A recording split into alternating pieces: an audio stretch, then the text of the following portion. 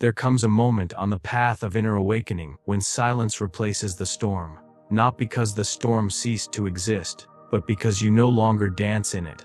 The chaos you once responded to, the tension, the guilt, the blame, the manipulation, no longer stirs your emotions. Not because you're numb, but because you are free. What you are feeling now, this strange peace, this indifference to what once ignited you, is not a sign of apathy. It is the quiet echo of your soul's evolution. You have simply outgrown their drama.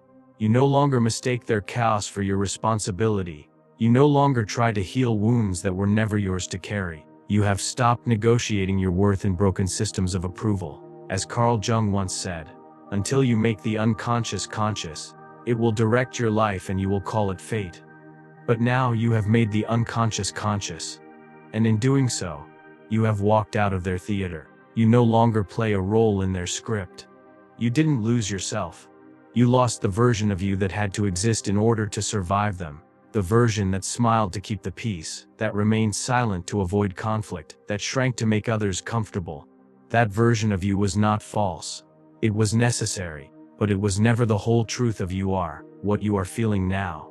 The stillness, the absence of emotional chaos, the strange quiet after years of turmoil, is not emptiness. It is the death of a false self, a persona carefully crafted to win love, avoid rejection and stay safe. And like all deaths, it feels like something is missing. But what's missing is only the role you no longer need to play. This death is not a tragedy. It is a transition, the shedding of old skin, the unraveling of identities built on fear, guilt, and unconscious loyalty to other people's dysfunction. You are not disappearing. You are emerging. You see, the soul doesn't mourn what was never truly aligned. It only sheds. And what you're experiencing isn't the absence of feeling, but the return of inner truth. You are no longer defined by the chaos around you. You are no longer tethered to drama as a measure of love, worth, or belonging. Instead, you are birthing something sacred, authenticity. In psychological terms, you are undergoing individuation, the integration of your true self, no longer split between who you are and who they wanted you to be. This is not a loss, it's a reunion, a remembering, a return to your essence. So don't rush to fill the space. Don't panic at the quiet. This is the chrysalis phase, the moment the caterpillar dissolves before becoming the butterfly. Yes, it is confusing. Yes, it is disorienting, but it is also holy. Let the old self go. Let her rest. Let him be buried with grace, because who you are becoming is not just healed, it is reborn. Not smaller, not quieter, not more acceptable, but sovereign. You are not who you were, and that is not your loss. That is your liberation. There was a time when every word they said pierced you, when every shift in their mood sent you spiraling, when your peace lived and died by their approval. You were tied to them emotionally, energetically, an invisible thread that made their cause your burden, their silence your punishment, their drama your responsibility. But something has shifted. Now, you find yourself unmoved by the very things that used to unravel you. Their blame rolls off your spirit. Their attempts to provoke no longer stir your inner waters. It's not that you don't care. It's that you've stopped confusing their suffering with your duty. This is detachment. Not coldness, not cruelty, but clarity, a sacred release. It is the soul's quiet declaration. I am no longer available for what harms me. True detachment is not a rejection of others, but a reunion with yourself. It's the moment you stop participating in the emotional loops that drain you. It's when you stop dancing to the rhythms of someone else's dysfunction. It's when you stop volunteering to be the container for their unresolved pain. For years, perhaps, you believed your compassion meant carrying their weight. You confused enmeshment with love. You mistook self-abandonment for loyalty. But the soul grows wary of self-betrayal. Eventually, something deeper awakens. An inner authority and ancient wisdom that says enough. And when that wisdom speaks, everything changes. You no longer chase apologies. You no longer defend your boundaries. You no longer explain your worth. You simply are. And in that being you rise. Detachment is not walking away from people. It's walking back to yourself. It's releasing the illusion that you can fix what isn't yours. It's realizing that your presence in someone's chose does not heal them. It only consumes you. In Jungian terms, this is part of individuation, the process of becoming a whole and autonomous self, not a fragment in someone else's story, but the author of your own. The detachment you feel is not disconnection. It is integration. You are no longer split between your needs and theirs. You are no longer divided. You are whole. So if someone accuses you of being distant now, let them. If they say you've changed, let that be true. Because the soul does not graduate in the applause of others. It graduates in the stillness, in the solitude, in the sacred decision to honor your own evolution, regardless of who understands it. You didn't stop feeling, you started choosing. And that is the soul's highest form of love, for self and ultimately, for all. There was a time when your life was unconsciously shaped by wounds you didn't know you carried. You were drawn to people who mirrored your pain, entangled in situations that reflected your unhealed parts. You mistook emotional intensity for connection. You confused suffering with love. You chased validation from those least able to give it. Because somewhere deep within, you believed you had to earn love through struggle. This was the work of the shadow.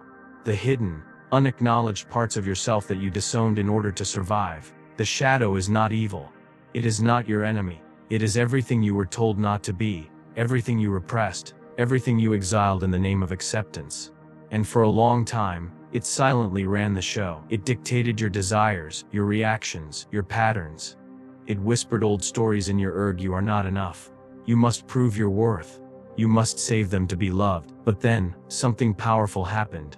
You stopped running, you turned inward. You met the shadow. Not to destroy it, but to understand it. You sat with your anger instead of judging it. You listened to your sadness without trying to fix it.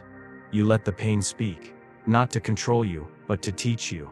And slowly, the unconscious became conscious. The automatic reactions became choices, the wounds became wisdom. Now, you no longer feel the pull to repeat old cycles. You see the red flags and you don't romanticize them.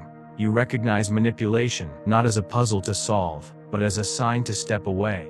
You no longer confuse intensity with intimacy. You no longer chase what is familiar. You choose what is healthy. This is not because you become detached or unfeeling. It's because the shadow no longer commands you. You have reclaimed your power from the places you gave it away. You no longer let unresolved trauma pick your relationships, your battles, or your direction. You are no longer led by the invisible scripts of childhood wounds. You have stepped into conscious living, where your choices reflect awareness, not reactivity. In Jungian terms, you have begun the sacred process of integrating the shadow. And this integration is not about perfection, it's about wholeness. You are no longer at war with yourself. You are no longer divided between the person you show the world and the person you are in secret. You have collapsed the inner conflict. You are finally aligned. So if you feel calm now in places you used to feel chaos, that is growth. If you walk away instead of engaging, that is mastery. If you no longer resonate with people who once felt like home, that is healing. The shadow didn't disappear. It transformed. Because you stopped rejecting it and started listening. And in doing so, you took back your voice. You took back your choices. You took back you. Now, your life is no longer a reaction. It's a creation. And you are the conscious architect of every part of it.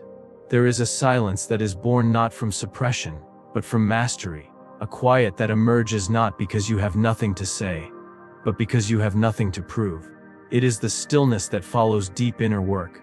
The kind of work that forces you to meet yourself in the dark, dismantle your illusions, and stop confusing emotional noise with emotional truth.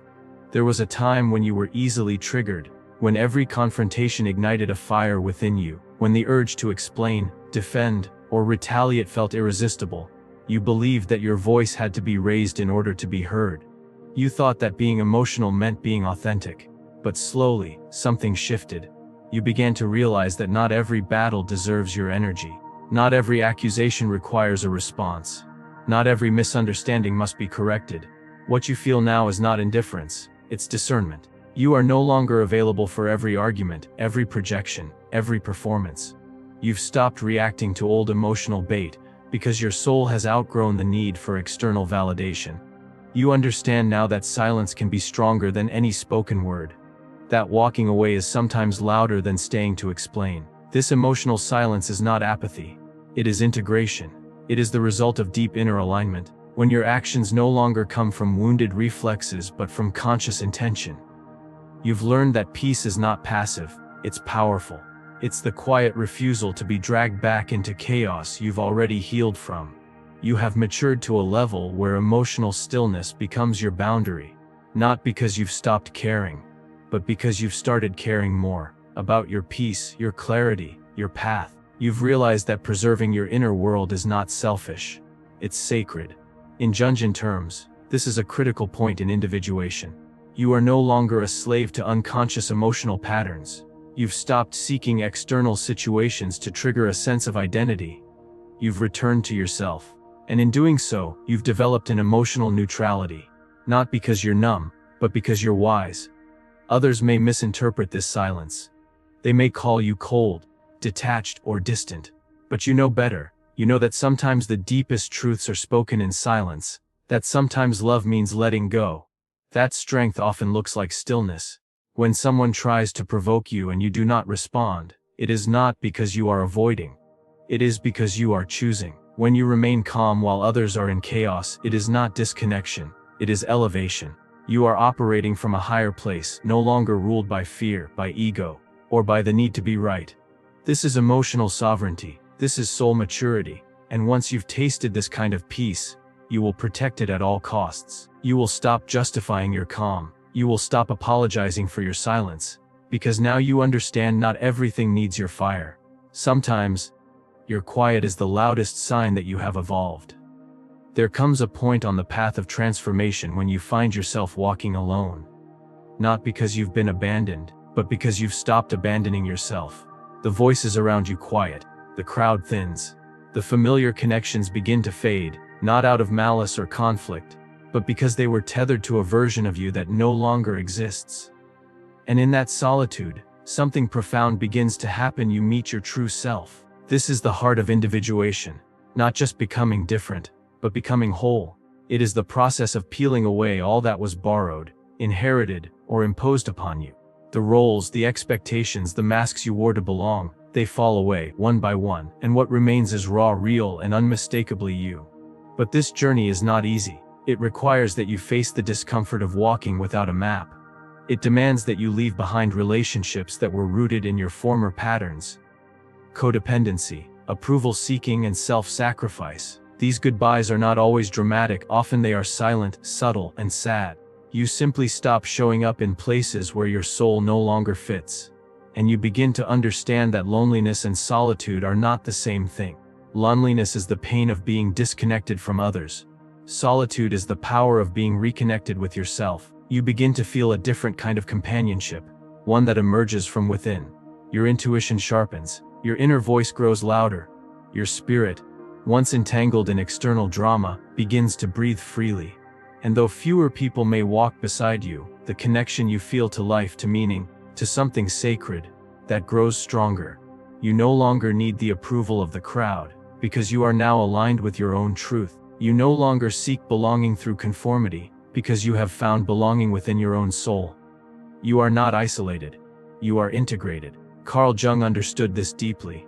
He taught that individuation is the lifelong journey of becoming who you truly are, of integrating your unconscious, reconciling your shadow, and stepping into wholeness. It is not about perfection. It is not about becoming superior. It is about authenticity. And that kind of authenticity often requires a departure from the herd. You may find that some no longer understand you. That's okay. You didn't come here to be understood by everyone. You came here to become yourself. So when you feel that sacred solitude, do not mistake it for lack. It is not a void. It is a sanctuary. You are walking with your soul now, with your wisdom, your wounds, and your wild truth. And though the road may feel narrow, it is yours. No longer paved by external agendas or inherited beliefs, but carved out by the steady, courageous steps of your own becoming. This is not the end of connection. It is the beginning of real connection. With people who resonate with your essence, not your mask. With experiences that reflect your depth, not your performance. With a life that finally feels like home. So yes, you are walking alone now. But no, you are not lonely. You are accompanied by truth.